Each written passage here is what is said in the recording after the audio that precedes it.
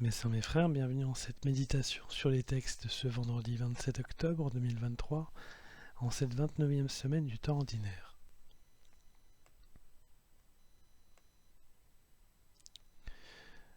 Savoir juger ce qui est juste nous permet de fuir notre propre péché. Mais peut-on toujours savoir ce qui est juste ? Le psalmiste vient réclamer justement à Dieu cette connaissance pour toujours marcher dans la justice, loin du péché.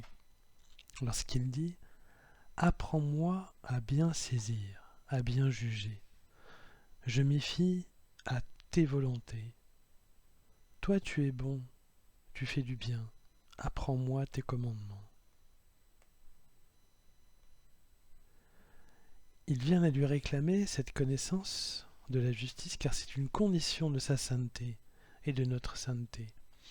Il nous faut savoir en effet ce qui est juste pour accomplir le bien et ainsi accomplir la volonté de notre Dieu. Parfois, nous avons cette connaissance, mais notre action ne correspond pas à cette connaissance et nous ne faisons pas le bien. C'est le constat amer de l'apôtre Paul dans sa lettre aux Romains lorsqu'il s'écrit « Je ne fais pas le bien que je voudrais, mais je commets le mal que je ne voudrais pas. Car dans les membres de mon corps, je découvre une autre loi qui combat contre la loi que suit ma raison et me rend prisonnier de la loi du péché présente dans mon corps. » Mais par Jésus-Christ, Dieu nous donne la grâce de devenir victorieux de ce combat, poursuit ensuite l'apôtre Paul. Ce combat de la grâce de l'Esprit de notre Seigneur contre la loi du corps qui demeure sous l'emprise de la nature nous empêche de voir parfois notre véritable bonheur, qui est de vivre avec Jésus-Christ et pour lui. Car c'est en lui que notre liberté vient trouver un point d'appui et nous permettre de nous accomplir véritablement. C'est ainsi que Jésus, dans l'évangile du jour, est très critique devant les pharisiens. Toujours habile à donner des interprétations, des actions sur ce qui est bien ou mal chez les autres, mais jamais capable d'analyser leurs propres actions devant Jésus, qui est pourtant celui qui pourrait les aider.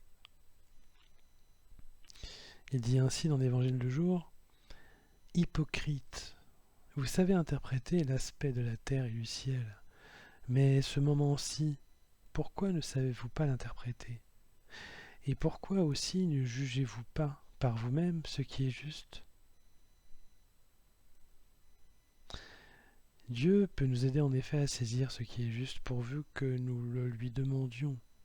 Et Jésus, à ce moment d'ailleurs de l'Évangile, est devant eux, et il suffirait qu'ils le reconnaissent comme fils de Dieu pour que leur conscience s'illumine. Au lieu de cela, ils ne cherchent, les pharisiens, qu'à le déstabiliser et à le tuer.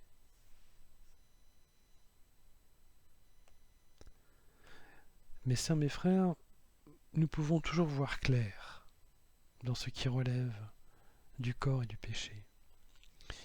Il nous suffit, parole du Seigneur, il nous suffit de prier notre Dieu qui ne reste jamais indifférent aux périls physiques et moraux qui nous assaillent. Il nous vient toujours en aide par sa grâce et par l'intermédiaire de son Fils bien-aimé Jésus-Christ. Que notre Seigneur puisse nous guider sur son chemin de sainteté.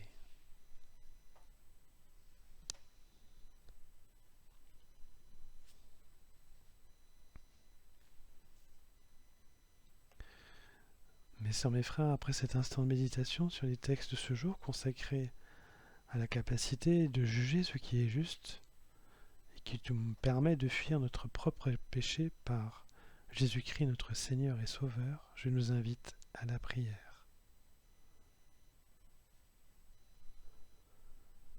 Ô Seigneur Jésus-Christ, toi qui enlèves le péché du monde, frappe à la porte de notre cœur et aide-nous à entendre ta parole. Elle doit nous guider dans ce monde incertain où le péché et le corps faussent parfois notre regard, et qu'elle nous conduise vers la présence et la sainteté du Père. Amen.